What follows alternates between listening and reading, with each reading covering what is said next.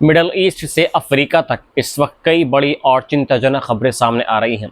Libya में सैन्य खुफिया प्रमुख की हत्या, लेबनान में मौत की सज़ा ख़त्म करने का ऐतिहासिक फैसला, कॉन्गो में तेज़ी से फैलता इबोला और सीरिया में बशर अल असद को मौत की सज़ा और सूडान में सामूहिक कब्र से 25 शव मिलने की खबर ने पूरी दुनिया का ध्यान अपनी ओर खींचा है। इन सभी खबरों में क्या है पूरा मामला और इनका क्षेत्रीय हालात पर क्या असर पड़ सकता है, आइए जानते हैं इस रिपोर्ट के अंदर। लीबिया की स्वघोषित लीबियन नेशनल आर्मी यानी LNA के सैन्य खुफिया प्रमुख मेजर जनरल फौजी अल मंसूरी की कार बम धमाके में मौत हो गई है। पूर्वी लीबिया के अधिकारियों के मुताबिक सोमवार देर रात बेंगाजी के हवारी इलाके में उनके घर के बाहर ये धमाका हुआ है। राइटर्स ने दो सुरक्षा सूत्रों के हवाले से बताया कि अल मंसूरी जैसे ही अपनी कार में बैठने पहुंचे, उसी दौरान एक इम्प्रोवाइज्ड एक्सप्लोसिव डिवाइस यानी IED में धमाका कर दिया गया। इस हमले में उनकी मौके पर ही मौत हो गई। पूर्वी लीबिया की सरकार के प्रधानमंत्री ओसामा साद हम्माद ने अल मंसूरी की हत्या की कड़ी निंदा की है और घटना की परिस्थितियों का पता लगाने का संकल्प लिया है। मंगलवार को जारी बयान में उन्होंने कहा कि हम इस विश्वासघाती आतंकवादी कृत्य की सबसे कड़े शब्दों में निंदा करते हैं। उन्होंने कहा कि लीबिया में ऐसे किसी व्यक्ति के लिए कोई जगह नहीं है जो देश के खिलाफ हथियार उठा रहा हो और हत्या तथा आतंकवाद की साजिश रचने, उसे अंजाम देने और उसके लिए धन मुहैया कराने या लोगों को उकसाने वालों को किसी तरह का संरक्षण नहीं दिया जाएगा। फौजी अल मंसूरी को 2024 में बेंगाजी में सैन्य खुफिया विभाग का निदेशक नियुक्त किया गया था और उन्हें मेजर जनरल का पद भी दिया गया था। उनकी हत्या लीबिया में जारी सुरक्षा चुनौतियों को एक बार फिर सामने ला सकती है, जहां 2020 में हुए युद्ध विराम के बावजूद प्रतिनिधि प्रशासन और सशस्त्र गुट अब भी अपने प्रभाव बनाए हुए हैं। 2014 से लीबिया पूर्वी और पश्चिमी गुटों के बीच बटा हुआ है। इससे पहले 2011 में नेटो समर्थित विद्रोह के बाद लंबे समय तक लीबिया प्रशासन करने वाले नेता मोहम्मद गद्दाफी को सत्ता से हटा दिया गया था। सैन्य कमांडर खलीफा हफ्तार के नेतृत्व वाली लीबियन नेशनल आर्मी पूर्वी और दक्षिणी लीबिया के बड़े हिस्से पर कंट्रोल रखती है और पूर्वी शहर बेंगाजी में स्थित प्रशासन के साथ गठबंधन में है। दूसरी ओर लीबिया की अंतर्राष्ट्रीय स्तर पर मान्यता प्राप्त गवर्नमेंट ऑफ नेशनल यूनिटी की राजधानी त्रिपोली है और इसका नियंत्रण देश के पश्चिमी हिस्से के बड़े क्षेत्र पर है। अल मंसूरी की हत्या ने लीबिया में जारी राजनीतिक विभाजन और सुरक्षा संकट को एक बार फिर उजागर कर दिया है। इसके अलावा लेबनान की संसद ने मौत की सजा यानी कैपिटल पनिशमेंट को खत्म करने वाला कानून पारित कर दिया है। इसके साथ ही लेबनान मध्य पूर्व का ऐसा पहला देश बन गया है जिसने कानूनी तौर पर मौत की सजा को समाप्त कर दिया है। लेबनानी संसद के स्पीकर कार्यालय के मुताबिक सांसदों ने मंगलवार को कई संशोधनों के बाद इस कानून को मंजूरी दी है। 128 सदस्यों वाली संसद में बहुमत ने मौत की सजा खत्म करने के पक्ष में मतदान किया, जबकि हिजबुल्लाह के संसदीय गुट ने इसका समर्थन नहीं किया। संसद में मौजूद न्याय मंत्री आदेल नासर ने इसे देश के लिए एक ऐतिहासिक कदम बताया है। नया कानून के तहत मौत की सजा को उम्र कैद और कड़ी मेहनत वाली सजा में बदल दिया जाएगा। लेबनान में जनवरी 2004 से फांसी पर अनौपचारिक रोक लागू है, लेकिन इसके बावजूद अदालतें पिछले वर्षों में दर्जनों लोगों को मौत की सजा सुनाती रही हैं। लेबनान की न्याय मंत्रालय के जेल निदेशक के अनुसार 2025 के अंत तक देश में 85 लोग मौत की सजा का सामना कर रहे थे। मानवाधिकार संगठन एमनेस्टी इंटरनेशनल ने भी लेबनान के इस फैसले का स्वागत किया है। संगठन की मध्य पूर्व और उत्तरी अफ्रीका के निदेशक हैबा मारियाफ ने इसे देश में मानवाधिकारों की दिशा में एक बड़ी उपलब्धि और जीत बताया है। उन्होंने कहा है कि 2 दशकों से अधिक समय तक फांसी न दिए जाने के बाद अब यह कदम उस स्थायी रोक को स्थायी कानूनी सुरक्षा में बदल देगा और जीवन के अधिकार की रक्षा करेगा। हालांकि नई सजा के तहत कड़ी मेहनत किस तरह लागू की जाएगी, इसे लेकर अभी स्थिति पूरी तरीके से साफ नहीं है। कुछ सांसदों का कहना है कि नई सजा की शर्तें अभी स्पष्ट नहीं हुई हैं। लेबनान के कानून और अदालतों के फैसलों में कड़ी मेहनत की सजा का प्रावधान पहले से मौजूद है, लेकिन हाल के वर्षों में इसे बहुत कम लागू किया गया है। इसकी एक बड़ी वजह देश की आर्थिक परेशानियां, सीमित संसाधन और पहले से क्षमता से अधिक भरी जेलें हैं। मौत की सजा खत्म करने का यह फैसला ऐसे समय में आया है जब लेबनान की संसद एक विवादित आम माफी कानून पर भी चर्चा कर रही है। ये कानून 1990 में ख़त्म हुए 15 साल लंबे गृहयुद्ध के बाद सबसे बड़ा आम माफी कानून हो सकता है। इसके तहत कुछ मामलों में सज़ा कम की जा सकती है या हिंसा से जुड़े अपराधों में दोषी ठहराए गए कुछ लोगों को जेल से रिहा भी किया जा सकता है। हालांकि हमलों में मारे गए लेबनानी सैनिकों और सुरक्षा कर्मियों के परिवारों ने इस कानून के खिलाफ कई बार विरोध प्रदर्शन भी किया है। कुछ परिवारों का कहना है कि वे चाहते थे कि उनके परिजनों की हत्या करने वाले दोषियों को फांसी दी जाए, न कि उनकी सज़ा कम करके उन्हें जेल से रिहा किया जाए। लेबनान का ये फैसला देश के न्याय व्यवस्था में एक महत्वपूर्ण बदलाव माना जा रहा है और इससे मध्य पूर्व में मौत की सजा को लेकर नई बहस शुरू होने की संभावना है। वहीं दूसरी ओर डेमोक्रेटिक रिपब्लिक ऑफ कॉन्गो यानी DRC में इबोला वायरस का प्रकोप तेजी से फैल रहा है और इसके कारण अब तक 2000 से ज्यादा लोगों की मौत हो चुकी है। आधिकारिक सरकारी आंकड़ों के मुताबिक ये प्रकोप घोषित किए जाने के 3 महीने भी पूरे नहीं हुए हैं, लेकिन मरने वालों की संख्या 2011 तक पहुंच गई है। इनमें से कम 1000 लोगों की मौत पिछले 3 हफ्तों के दौरान हुई है, जिससे वायरस की तेजी से फैलने की गंभीर स्थिति का अंदाजा लगाया जा सकता है। मंगलवार तक DRC के 5 प्रांतों में इबोला के कुल 4000 से ज्यादा मामलों की पुष्टि हो चुकी है। ये देश में अब तक दर्ज सबसे तेजी से फैलने वाला इबोला प्रकोप है और आकार के मामले में ये 2014 से 2016 के बीच पश्चिमी अफ्रीका में फैले इबोला प्रकोप के बाद दूसरा सबसे बड़ा प्रकोप है। इस प्रकोप में 11000 लोगों की मौत हुई थी। DRC में मौजूदा इबोला प्रकोप से निपटने की कोशिशों के सामने कई बड़ी चुनौतियां हैं। इनमें वेतन नहीं मिलने के कारण स्वास्थ्य कर्मियों की हड़ताल, गलत जानकारी का फैलना और स्थानीय सांस्कृतिक परंपराएं शामिल हैं। कुछ मामलों में इबोला से मरने वाले लोगों का अंतिम संस्कार परिवार के करीबी सदस्यों द्वारा किया गया है, जिससे वायरस के आगे फैलने का खतरा बढ़ सकता है। इस समय DRC में फैल रहे इबोला वायरस के बॉन्डियागो स्ट्रेन के लिए कोई स्वीकृत इलाज वैक्सीन उपलब्ध नहीं है।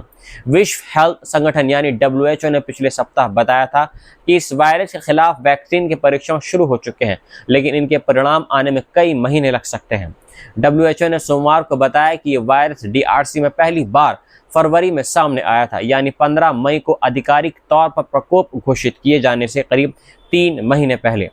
15 मई को DRC और पड़ोसी देश युगांडा में आधिकारिक तौर पर इबोला प्रकोप घोषित किया गया था।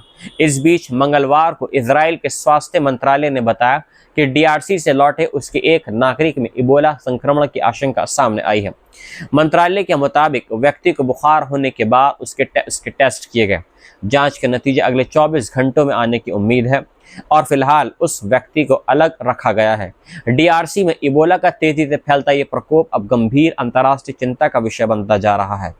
सीरिया की करीब 14 साल लंबी जंग के दौरान किए गए अपराधों में दोषी ठहराए जाने के बाद देश के पूर्व राष्ट्रपति बशर अल असद, उनके भाई माहिर अल असद और चचेरे भाई आतिफ नजीब को मौत की सजा सुनाई गई है। दमिश्क की चौथी आपराधिक अदालत ने मंगलवार को बशर अल असद को पूर्व नियोजित हत्या, यातना और मानवता के खिलाफ अपराधों का दोषी ठहराया है और उनकी गैर मौजूदगी में मौत की सजा सुनाई है। बशर अल असद को दिसंबर 2024 में सत्ता से हटा दिया गया था और वो फिलहाल रूस में निर्वासन में रह रहे हैं। अदालत ने उनके छोटे भाई माहिर अल असद को भी पूर्व नियोजित हत्या और यातना के मामलों में दोषी ठहराते हुए उनकी गैर मौजूदगी में मौत की सजा सुनाई है। माहिर भी इस समय रूस में रह रहे हैं। वहीं दक्षिणी सीरिया के दारा प्रांत में राजनीतिक सुरक्षा विभाग के पूर्व प्रमुख आतिफ नजीब को मानवता के खिलाफ अपराधों के लिए मौत की सजा सुनाई गई है। नजीब को पिछले साल जनवरी में गिरफ्तार किया गया था। साल 2011 में दारा में प्रदर्शनकारियों के खिलाफ हुए घातक कार्रवाई में नजीब की महत्वपूर्ण भूमिका थी।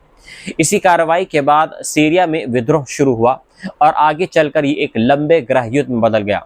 अदालत में सजा सुनाए जाने के दौरान नजीब कैदी की वर्दी पहनकर एक पिंजरे के अंदर खड़े थे। अदालत के मुताबिक उसके अपराधों में हत्या, 15 साल से कम उम्र के बच्चों की जानबूझकर हत्या और ऐसी यातना शामिल थी जिसके कारण पीड़ितों की मौत हुई थी। जज फख्र अल दीन अल अरियान ने कहा कि नजीब ने अपने खिलाफ लगे आरोपों से इनकार किया है और अपने किए पर कोई पछतावा नहीं है और न ही दिखाया है। इसके अलावा बशर अल असद सरकार के कई अन्य पूर्व सैन्य और सुरक्षा अधिकारियों को भी उनकी गैर मौजूदगी में मौत की सजा सुनाई गई है। इनमें असद के पूर्व रक्षा मंत्री फहद अल फरीजी और 2011 में दारा में उसकी सैन्य मुख्यालय प्रमुख रहे लुआई अल अली भी शामिल हैं। ये फैसला बशर अल असद शासन के अधिकारियों के खिलाफ संक्रमणकालीन सरकार द्वारा शुरू की गई कार्रवाई में पहला बड़ा फैसला माना जा रहा है। अदालत में जज अल अरियान ने कहा कि गवाहों की गवाही से पूर्व राष्ट्रपति बशर अल असद की इन अपराधों में भूमिका साबित हुई है और वे सबसे ऊंचे स्तर पर फैसले लेने वाले व्यक्ति थे। अदालत के मुताबिक उन्होंने देश की संस्थाओं का इस्तेमाल इन अपराधों को अंजाम देने में मदद के लिए किया। दमिश्क में अल जजीरा के संवाददाता उबैदा हित्तो के अनुसार ये फैसला सीरियाई लोगों के लिए राहत लेकर आया है और उनके लिए लंबे समय से चले आ रहे दर्द से उबरने की प्रक्रिया में मदद कर सकता है। उन्होंने कहा कि सीरियाई लोग लंबे समय से इंतजार कर रहे थे कि उन लोगों को जवाबदेह ठहराया जाए जिन्होंने उनके बच्चों को यातनाएं दी हैं, उन्हें घरों से विस्थापित किया गया है और उनके समुदायों को तबाह किया गया है। सज़ा सुनाए जाने के बाद दमिश्क की अदालत के बाहर बड़ी संख्या में लोग जमा हो गए थे। कुछ लोगों के हाथों में उन पीड़ितों की तस्वीरें थीं जो युद्ध के दौरान यातना और हत्याओं का शिकार हुए थे। इस फैसले से बशर अल असद शासन के दौरान अपराधों के आरोपी अन्य लोगों के खिलाफ भी कानूनी कार्रवाई के लिए एक मजबूत मिसाल कायम होने की उम्मीद है। सीरिया लंबे समय से रूस से बशर अल असद को सीरिया को सौंपने की मांग करता रहा है। असद रूस के पुराने सहयोगी रहे और दिसंबर 2024 में सत्ता से हटाए जाने के बाद रूस ने उन्हें शरण दी थी। हालांकि रूस ने अभी तक उन्हें सीरिया को सौंपने से इनकार किया है। सीरिया की नई सरकार के साथ रूस अपने संबंध मजबूत करने की कोशिश कर रहा है, लेकिन मॉस्को ने बशर अल असद को प्रत्यापित करने का कोई संकेत नहीं दिया है। जानकारों के मुताबिक दोनों देशों के बीच कोई बड़ा राजनीतिक समझौता होने तक रूस के अपना रुख बदलने की संभावनाएं कम है। हालांकि बशर अल असद शासन के दूसरे अधिकारी जो रूस के बजाय अन्य देशों में रह रहे हैं, उन्हें सीरिया वापस लाए जाने की संभावनाएं हो सकती है।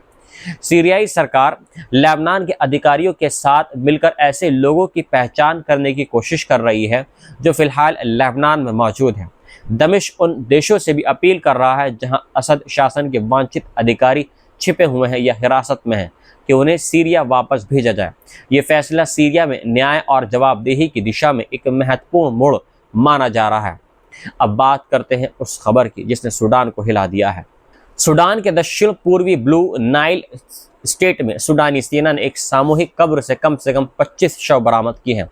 स्थानीय अधिकारियों ने इन हत्याओं के लिए अर्धसैनिक बल रैपिड सपोर्ट फोर्स यानी आरएसएफ को जिम्मेदार ठहराया है। ये सामूहिक कब्र कुर्मुक शहर में मिली है और जहां करीब 1 महीने पहले सूडानी सेना ने कई हफ्तों तक चली भीषण लड़ाई के बाद दोबारा नियंत्रण हासिल किया था। कुर्मुक के कमिश्नर अब्दुल अती मोहम्मद अल फ़की ने रविवार को उस कब्र के मिलने की जानकारी दी। सूडान ट्रिब्यूनल के मुताबिक सूडानी सेना को यह कब्र शहर के उत्तर पूर्वी हिस्से में तलाशी अभियान के दौरान मिली है। अधिकारियों के अनुसार कब्र में महिलाएं और अस्पताल के कर्मचारियों के शव भी शामिल हैं। अल फ़की ने बताया कि उन लोगों को जबैल फ़कात के पास कथित तौर पर गोली मारकर मौत के घाट उतार दिया गया था।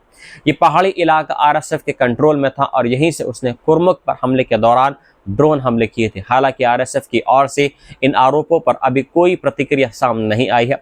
आरएसएफ अप्रैल 2023 से सूडानी सेना के खिलाफ गृह युद्ध लड़ रहा है और उस पर बड़े पैमाने पर हत्याएं करने के आरोप पहले भी लगते रहे।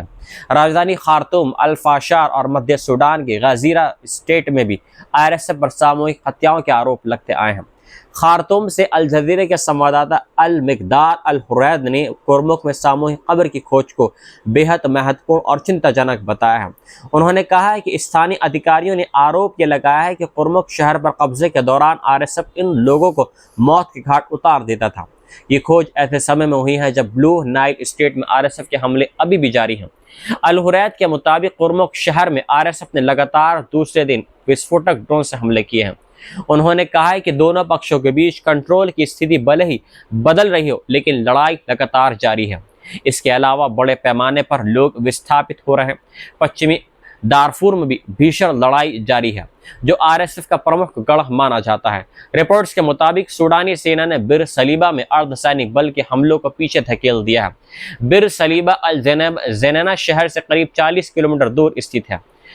वर्ल्ड हेल्थ ऑर्गेनाइजेशन के अनुसार सूडान में जारी इस संघर्ष में अब तक अनुमानित 40,000 लोगों की मौत हो चुकी है और 1 करोड़ 40 लाख से अधिक लोग अपने घरों से विस्थापित होने के लिए मजबूर हैं।